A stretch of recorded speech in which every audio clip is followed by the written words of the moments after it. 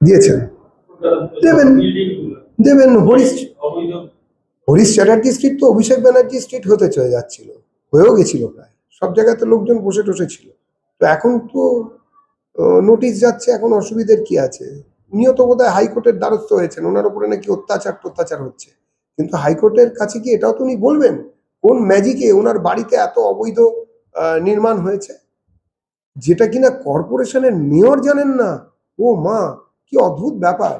এখন ওই যারা কিনা ওদের দলেতে রয়েছেন তাদের কথা ধার করে বলতে হয় ও লাভলি, যা ইচ্ছে তাই হচ্ছে, যেখানে ইচ্ছে তাই তাই হয়েছে, বাড়িতে ঝাড়বাতি বসেছে, এসকালেটার বসেছে, কে দেখতে গেছে কি হয়েছে না হয়েছে? যা যা হয়েছে তার জবাব জনগণের সামনে দিতে হবে, আইনের সামনেও দিতে হবে।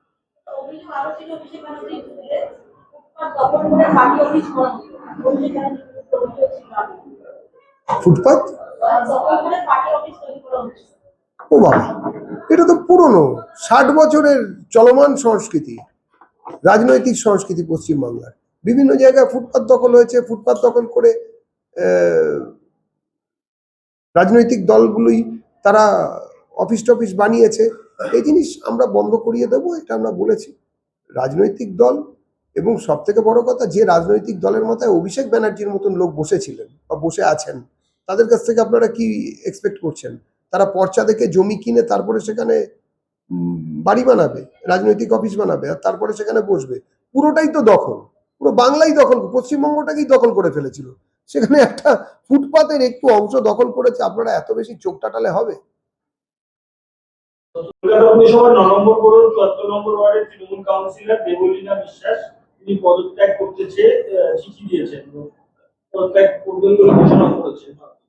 বহুত একটা এরকম ভিডিও আমি দেখেছি যে উনি পদত্যাগ করতে চাইছেন নাকি, উনি এইসবের সঙ্গে থাকতে চাইবেন না, তারপরে কি সব দুর্নীতির কথা অনেকে বলছেন টলছেন ওনাদের মধ্যে। তো এতদিন ধরে কেন পদত্যাগ করেননি? যদি হঠাৎ এরকম বিলম্বে বোধোদয়ের কারণ কি আমরা ঠিক বুঝতে পারছি না। যাই হোক না কেন, পদত্যাগ করুন বা না করুন, কৃতকর্মের যে ফল সেটা সবাইকে ভোগ করতে হবে। আইন আমলে সবাই আসবেন, যা যা দুর্নীতি হয়েছে সেটার ফল সবাইকে ভোগ করতে হবে। কালকে ভোটের আগে জাহাঙ্গীর সরে দাঁড়াতে ফলতায় সাধারণ মানুষ যুদ্ধ করতে শুরু করেছেন এবং তার গ্রেপ্তারির দাবি জানাচ্ছে। প্রথমত, এই যে সরে দাঁড়ানো, সেটা সরকারিভাবে সরে দাঁড়ানো নয়, এটাও এক ধরনের বোকা বানানোর অপচেষ্টা সাধারণ ভোটারদের, সাধারণ মানুষকে, বিশেষত ওখানে অত্যাচার যাদের উপরে হয়েছে সেই হিন্দু মানুষদের।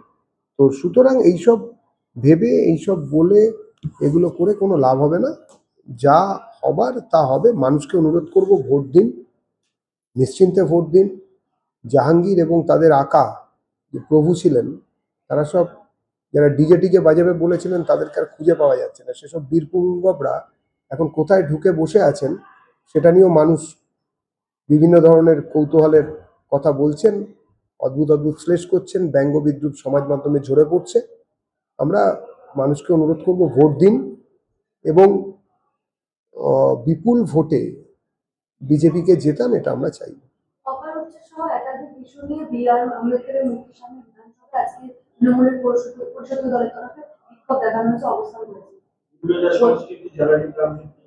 বুঝতে পারলাম না, আবার প্রশ্ন। বিধানসভায় তৃণমূল আজকে আম্বেদকর মূর্তির সামনে বিক্ষোভ দেখিয়েছে। তাদের বিক্ষোভের ইস্যু হচ্ছে হকার উচ্ছেদ, বিবেচনা সংস্কৃতি, জ্বালানির দাম বৃদ্ধি। ওরা বলছে, বলতে দিন। এর আগে তো আর কোনোদিন জ্বালানির দাম বাড়েনি, এই প্রথমবার বাড়লো। আমরা তো মনে রেখেছিলাম সেই 1492 টাকা মনমোহনের আমলের একটা সিলিন্ডারের দাম, রান্নার সিলিন্ডার সাধারণ মানুষের। সেদিনের জিনিসও আমরা দেখেছি, সেদিনও আমরা ভুলে যাইনি। তো সুতরাং এবারে ওরা একটুখানি বিক্ষোভ দেখাচ্ছে। আর হকার উচ্ছেদ ইত্যাদিতে যারা বিক্ষোভ দেখাচ্ছেন, তারা তো কোনোদিন হকার উচ্ছেদ ইত্যাদি করেননি, বা উচ্ছেদের সঙ্গে তারা কোনোদিন যুক্ত ছিলেন না। রেশনাল বা যে ক্ষেত্রে জিনিসটাকে রেশনালি ভাবা যেতে পারে, সেই জায়গাটাই এরা রাখছে না। আমরা বারে বারে বলেছি যে যুক্তিগ্রাহ্য যে কোনো উচ্ছেদ বা যে কোনো অন্য ধরনের প্রকল্প, সেগুলোতে দল হিসেবে আমরা স্বাগত জানাবো। রাজ্য সরকার করছেন, কিছু যদি বলার হয় বিক্ষোভ না দেখিয়ে সরাসরি কোর্টে যান, আদালতে নিশ্চয়ই যান, আদালতে গিয়ে বিচার চান।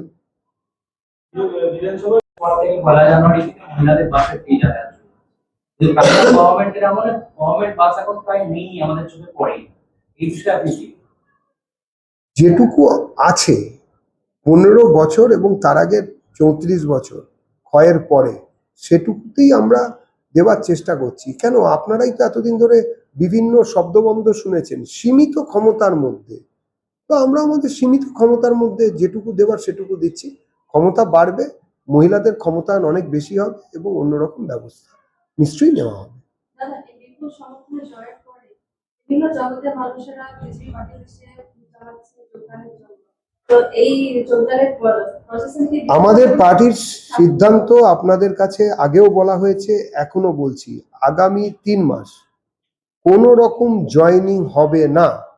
আমাদের পার্টিতে কোনো রকম যোগদান হচ্ছে না, স্থগিত আছে।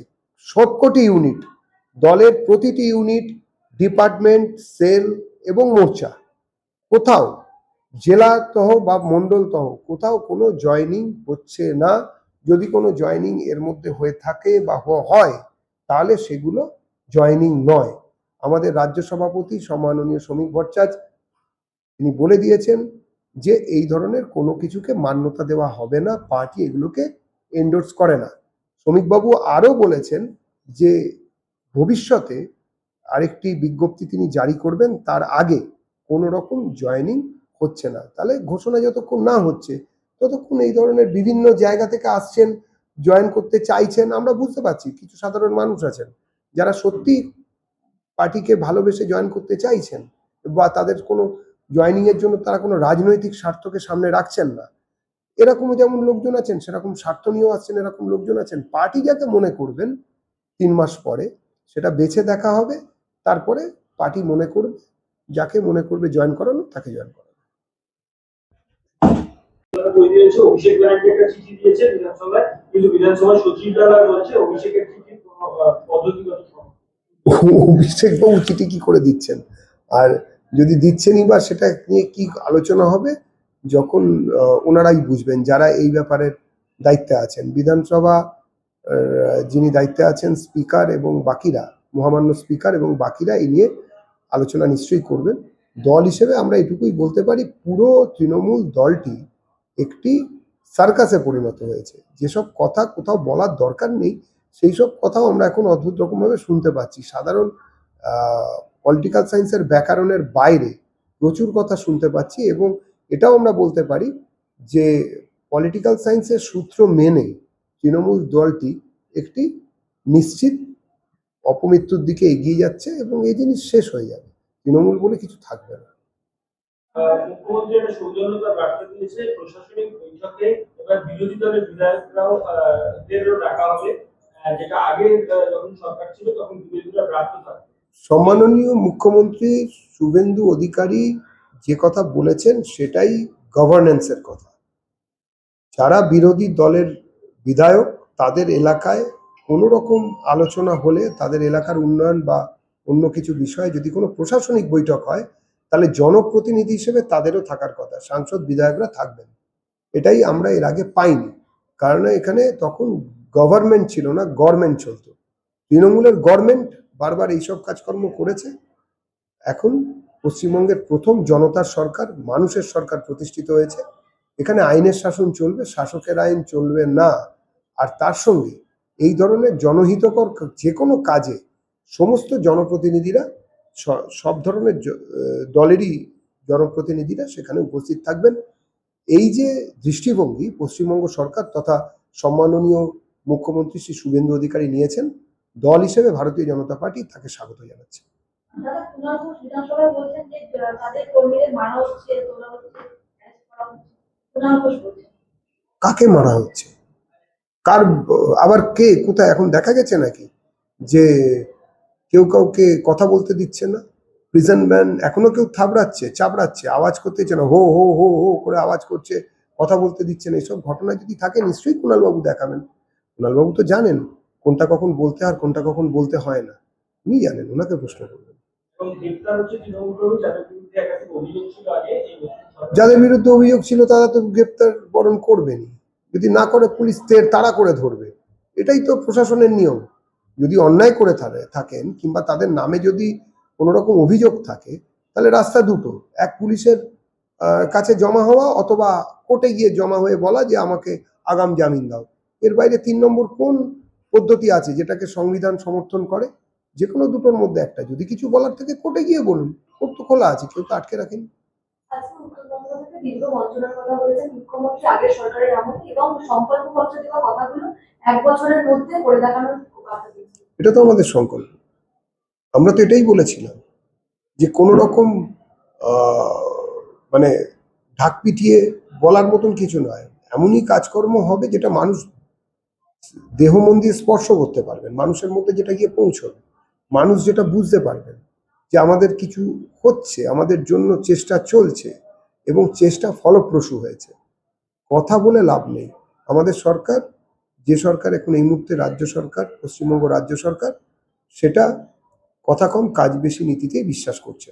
একের পর এক যে কটা সিদ্ধান্ত নেওয়া হয়েছে তাতে রাজ্যের মানুষ খুশি। রাজ্যের মানুষ বিশেষভাবে তারা আশান্বিত এবং আমরাও তার জন্য দল হিসেবে সরকারকে আমাদের যা অভিনন্দন জানানো আমরা জানাচ্ছি।